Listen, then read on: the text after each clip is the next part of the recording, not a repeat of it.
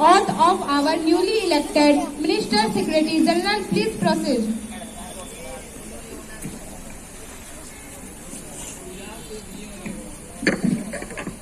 Ms. Sonam Rai, who stand elected from the Bargarh constituency of Odisha, will now take the oath. Be ma'am, in which language would you like to take the oath? In English, please. Okay, ma'am. Kindly proceed. I, Sonam Rai, do solemnly affirm that I will uphold the Constitution of India and perform my duties as a cabinet minister without fear or favor. I will do right to all people in accordance with the Constitution and the law. I swear in the name of the God that I will not directly or indirectly communicate or reveal any matter that comes to my attention as minister except as required for my duties. Thank you. Honorable members, let me recall successfully functioning of the Parliament is a joint responsibility of the government and the opposition. It is important that the decorum and dignity of the House is upheld at all times. वर्तमान मु अनुरोध करिबी शिक्षा मंत्री को से NEP 2020 विषय विवरणी प्रदान करिबे. Thank you speaker ma'am. ଜାତୀୟ ଶିକ୍ଷାନୀତି 2020 ହେଉଛି ଏକବିଂଶ ଶତାବ୍ଦୀର ପ୍ରଥମ ଶିକ୍ଷାନୀତି। ଏହି ଶିକ୍ଷାନୀତି ପ୍ରତ୍ୟେକ ବ୍ୟକ୍ତିର ସୃଜନଶୀଳ ସାମର୍ଥ୍ୟର ବିକାଶ ଉପରେ ବିଶେଷ ଗୁରୁତ୍ୱ ଦେଇଛି। ଏହି ଶିକ୍ଷାନୀତି ଏହି ସିଦ୍ଧାନ୍ତ ଉପରେ ଆଧାରିତ ଯେ ଶିକ୍ଷା କେବଳ ଜ୍ଞାନଭୂତ କ୍ଷମତାର ବିକାଶ ନୁହେଁ ବରଂ ସାମାଜିକ, ନୈତିକ, ଆବେଗିକ ଓ ସ୍ୱଭାବର ବିକାଶ ପାଇଁ ଉଦ୍ଦିଷ୍ଟ। ନୂତନ ଶିକ୍ଷାନୀତି ଅନୁସାରେ 5+3+3+4 ଢାଞ୍ଚା ଅନୁସରଣ କରାଯିବ। Thank you. Now we will begin with question hour. ଆଜି ଆମେ ଜାତୀୟ ଶିକ୍ଷାନୀତି 2020 ଉପରେ ଚର୍ଚ୍ଚା କରିବା। Thank you ma'am. मंत्री महोदय दयाकरी कहबे कि यह केवल कागजरे रहबो ना कार्यकारी मध्य हेबो? ग्रामीण छात्र छात्री माने किपरि डिजिटल शिक्षा रे शामिल हेबे एहार योजना करिसंते कि ना एहा खाली कागजरे लेखा रहबो? कोन उत्तर अछि आपण दयाकरी कहबे कि? ଦୟାକରି ଶାନ୍ତ ହୁଅନ୍ତୁ। ଏହା ଉପରେ ଚର୍ଚ୍ଚା ଆବଶ୍ୟକ। ଶିକ୍ଷା ମନ୍ତ୍ରୀ ଭାବେ ଆପଣଙ୍କ ମତ ଦିଅନ୍ତୁ। ମହୋଦୟ, ଗ୍ରାମାଞ୍ଚଳ ପାଇଁ ଏକ ବିଶେଷ ଯୋଜନା ଆରମ୍ଭ ହେବ ଯାହାଦ୍ୱାରା ଉଚ୍ଚ ଗୁଣବତ୍ତାର ଶିକ୍ଷା ଯୋଗାଇ ହେବ। ପୁରୁଣା ସ୍କୁଲ ପାଇବ ନୂଆ ରୂପ। ଓଡ଼ିଶାରେ ଲାଗୁ ହେଲା ପିଏମ୍ ଶ୍ରୀ ସ୍କୁଲ। ଓଡ଼ିଶାରେ ପାଖାପାଖି 68 ସ୍କୁଲ ପିଏମ୍ ଶ୍ରୀ ସ୍କୁଲରେ ବିକଶିତ ହେବାର ଯୋଜନା ରହିଛି। ICT, digital lab, digital library, digital learning ବ୍ୟବସ୍ଥା ରହିବ। ଓଡ଼ିଶାରେ ପିଏମ୍ ଶ୍ରୀ ଯୋଜନା ବା ପ୍ରଧାନମନ୍ତ୍ରୀ ସ୍କୁଲ ଫର ରାଇଜିଂ ଇଣ୍ଡିଆ ପାଇଁ ଭାରତ ସରକାର ଓ ଓଡ଼ିଶା ରାଜ୍ୟ ମଧ୍ୟରେ ବୁଝାମଣା ସ୍ୱାକ୍ଷରିତ ହୋଇଛି। ପିଏମ୍ ଶ୍ରୀ ସ୍କୁଲ ଗୁଡ଼ିକ ଜାତୀୟ ଶିକ୍ଷାନୀତିର ପୂର୍ଣ୍ଣ ଭାବକୁ ନେଇ କାର୍ଯ୍ୟକାରୀ କରିବ ତଥା ସମସ୍ତ ମୌଳିକ ଉପାଦାନକୁ ପ୍ରଦର୍ଶିତ କରିବ। ଏହା ସବୁ ବିଦ୍ୟାଳୟ ପାଇଁ ଏକ ଉଦାହରଣ ଭାବେ କାର୍ଯ୍ୟ କରିବ। ଆପଣ ମାନେ କେବଳ ନୂତନ ଯୋଜନା ପ୍ରସ୍ତୁତ କରନ୍ତୁ। ଛାତ୍ରମାନଙ୍କ ସମସ୍ୟା, ଶିକ୍ଷାମାନଙ୍କ ଭଳି ଏବଂ ଅନ୍ୟ ସମସ୍ୟା କେବେ ସମାଧାନ ହେବ କି? ଦୟାକରି ଶାନ୍ତ ହୁଅନ୍ତୁ। ଶିକ୍ଷକମାନେ କାହିଁକି ବାରମ୍ବାର ରାୟ ରାସ୍ତାରେ ଆନ୍ଦୋଳନ କରୁଛନ୍ତି ଏହା କହିପାରିବେ କି? ଦୟାକରି ଶାନ୍ତ ହୁଅନ୍ତୁ। ସେମାନେ ନ୍ୟାୟ ଦାବି ପୁରା ହେଉନାହିଁ କାହିଁକି ଏହାର ଉତ୍ତର ଦେଇପାରିବେ କି? ଦୟାକରି ଶାନ୍ତ ହୁଅନ୍ତୁ।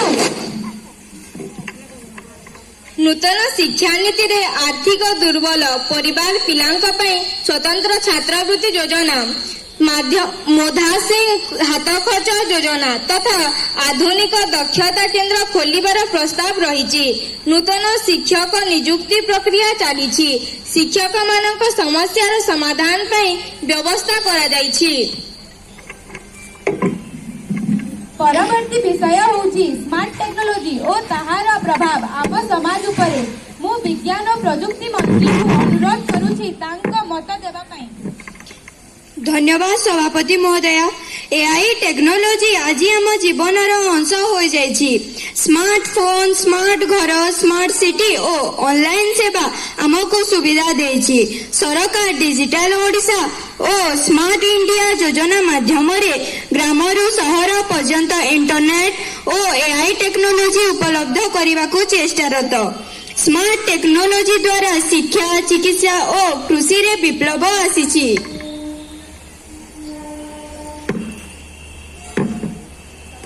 ସଭାପତି ମହାଶୟ, ଏଆଇ ଟେକ୍ନୋଲୋଜି ନିଶ୍ଚୟ ଉନ୍ନତିର ପ୍ରତୀକ, କିନ୍ତୁ ଏହାର ଅନେକ କୁପ୍ରଭାବ ମଧ୍ୟ ଅଛି।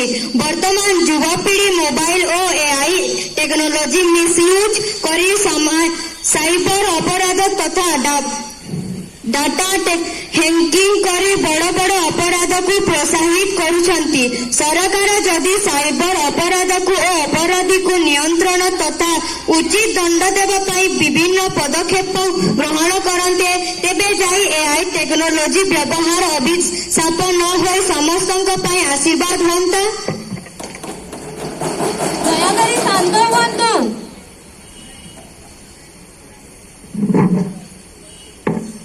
ସମ୍ମାନନୀୟ ସଭାପତି ମହୋଦୟ, ବର୍ତ୍ତମାନ ବିଭିନ୍ନ ସହର ତଥା ଅନେକ ଗ୍ରାମରେ ଏଆଇ ଟେକ୍ନୋଲୋଜି ଦ୍ୱାରା କୃଷକମାନେ ଅନେକ ତଥ୍ୟର ପୂର୍ବ ଅନୁମାନ କରି ବିଭିନ୍ନ ପଦକ୍ଷେପ ନେଇପାରୁଛନ୍ତି, କିନ୍ତୁ ବହୁତ ଗୁଡ଼ିଏ ଗ୍ରାମ ରହିଯାଇଛି ଯାହା ଏହି ନୂତନ ଟେକ୍ନୋଲୋଜିର ବ୍ୟବହାର ବିଷୟରେ ଅବଗତ ନୁହନ୍ତି।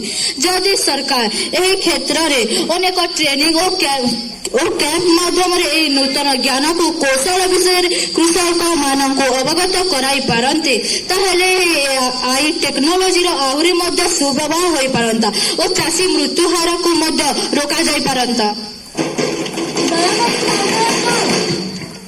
ପ୍ରଶ୍ନ ଥିଲା ସହଜରେ ସ୍ମାର୍ଟ ଏଆଇ ଟେକ୍ନୋଲୋଜି ଦ୍ୱାରା ଜୀବନ ସହଜରେ ହୋଇଛି। Smart traffic, online bank, digital payment ସୁବିଧା ଓ ଲୋକଙ୍କ ଜୀବନରେ ଅଂଶ ହେଉଛି, କିନ୍ତୁ ଏହି ସୁବିଧାରେ ସହ ନୂଆ ସମ୍ପର୍କ ହେଉଛି। ବ୍ୟାଙ୍କ ଓ ଠକେଇ, ସାଇବର ସୁରକ୍ଷା, ସୁବ୍ୟବହାର ସଚେତନତା ଅତ୍ୟାବଶ୍ୟକ। ସଭାପତି ମହାଶୟ, ଅନ୍ୟ ପ୍ରଶ୍ନଟି ହେଉଛି ଶିକ୍ଷା କ୍ଷେତ୍ରରେ ଏଆଇ ଟେକ୍ନୋଲୋଜି ଅପୂର୍ବ ପରିବର୍ତ୍ତନ ଆଣିଛି।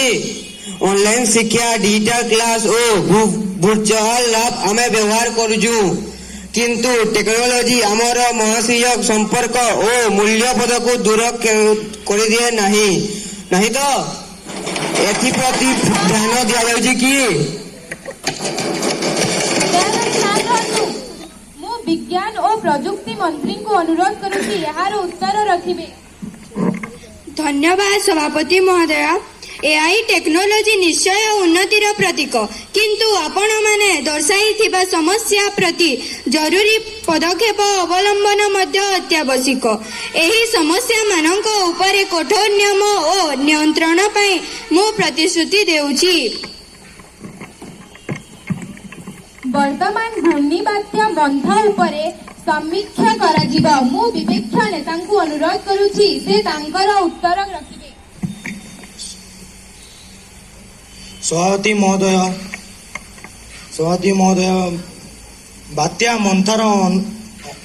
ବାତ୍ୟା ମନ୍ଥାର ଯେହେତୁ ପୂର୍ବରୁ ଅନୁମାନ ଲଗାଯାଇଛି, ଏହା ବିଷୟରେ କିଛି ପଦକ୍ଷେପ ନିଆଯାଇଛି ତଥା ଏହା ଲୋକମାନଙ୍କର ଥଇଥାନ ପାଇଁ ସରକାର କେଉଁ କେଉଁ ପଦକ୍ଷେପ ନେଇଛନ୍ତି, ଏହା ବିଷୟରେ ମୁଁ ମାନ୍ୟବର ମନ୍ତ୍ରୀ କିଛି କହିପାରିବେ କି?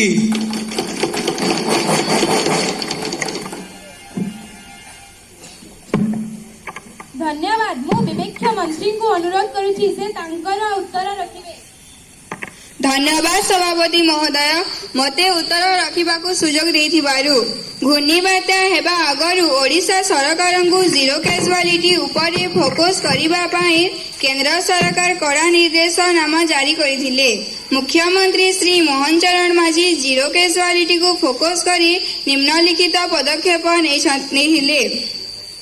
मंथा समुद्र तट को आघात करने पूर्व एफेक्टेड जिला गुड़िकर 35,000 लोकंकु 400 रु अधिक साइक्लोन सेंटर स्थानांतरित करा जायथिला। स्थानांतरण रे आसन्न प्रसव महिला मानकु वयस्क और रोग पीड़ित लोकंकु अधिक प्रायोरिटी दिया जायथिला। लैंडस्लाइड और तलिया लोक मानकु मध्य स्थानांतर करा जायथिला। एनआरडीएफ और ओडीआरएफ फायर सर्विस 24 घंटा जगी रही। सेठारे भोजन औषध शुद्ध पानीय जलर व्यवस्था और महिला शिशु मानकर सुरक्षार विशेष व्यवस्था करा जायथिला। विद्युत जल रास्ता और संजोग व्यवस्था शीघ्र पुनर्हाल करिबा पई टीम तैयारी होइथिला। एही सबु कार्य जिला प्रशासन को सुचारू रूपे तुलाइबा पई दायित्व नियाजिथिला। सभापति महोदय ओडिशार निकटरे होइथिबा घूर्णी बात्या मंथ प्रभाव रे जनजीवन क्षतिर हिसाब आपण पाखरे अछि कि एवं पीड़ित लोक मानकु सहायता राशि देबारे कोन पदक्षेप निया जाईछि? मान्यवर मंत्री कहि पारिबे कि?